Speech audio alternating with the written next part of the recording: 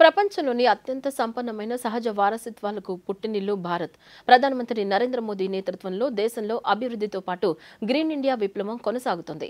దీంతో భారత్ ఇప్పుడు ప్రపంచంలోనే 4వ అతిపెద్ద పునరుత్పాదక ఇంధనాలను ఉత్పత్తి చేసే దేశంగా అవతరించింది. పర్యావరణకు పరిరక్షణకు దేశంలో తీసుకుంటున్న చర్యలపై దూరదర్శన్ అందిస్తున్న ప్రత్యేక కథనాన్ని ఇప్పుడు చూద్దాం. 2070 నాటికి కాలుష్య ఉద్గారాలను తటస్థ స్థాయికి తీసుకురావాలని నిర్దేశించుకుంది. స్వచ్ఛమైన గాలి, పచ్చటి వృద్ధిని సాధించాలని భారత్ నిశ్చయించుకుంది. నవీకరించబడిన వాతావరణ లక్ష్యాల ప్రకారం భారతదేశం 2030 నాటికి కర్బన ఉద్గార తీవ్రతను 45% తగ్గించి దేశం పొందే శక్తిలో 50% శిలాజేతర ఇంధన వనరుల నుంచి వచ్చేలా చూసుకోవాలని లక్ష్యంగా పెట్టుకుంది.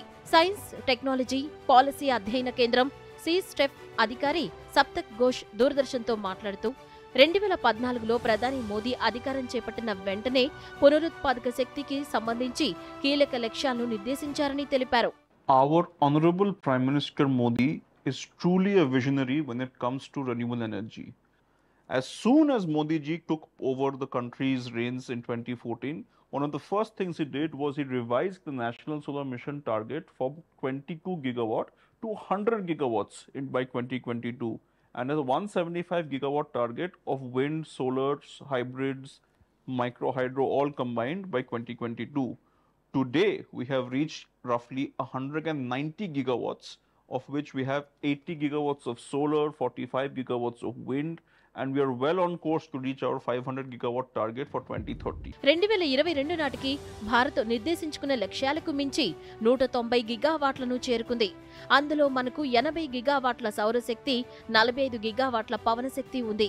దీంతో 2030 నాటికి 500 గిగావాట్ల లక్ష్యాన్ని చేరుకునేందుకు భారత్ ముందుకు సాగుతోంది.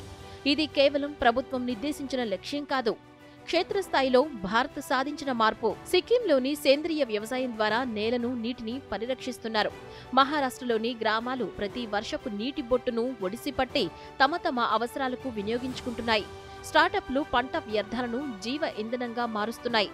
అంతేకాకుండా ఈ వ్యర్థాల సమస్య పరిష్కారానికి టేక్, మేక్, డిస్పోజ్ అనే సూత్రాన్ని అనుసరిస్తున్నారు.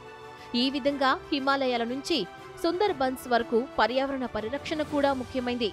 ప్రాజెక్ట్ టైగర్, ప్రాజెక్ట్ ఎలిఫెంట్ వంటి మిషన్ల ద్వారా దేశంలో జీవ వైవిధ్యాన్ని రక్షిస్తున్నారు.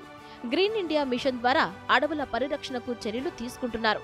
కాబట్టి పర్యావరణ స్థిరత్వం అనేది సమావేశాల్లో మాట్లాడుకుని మర్చిపోయే అంశం కాదు, ఇది సమస్త ప్రాణికోటికి అత్యవసరం.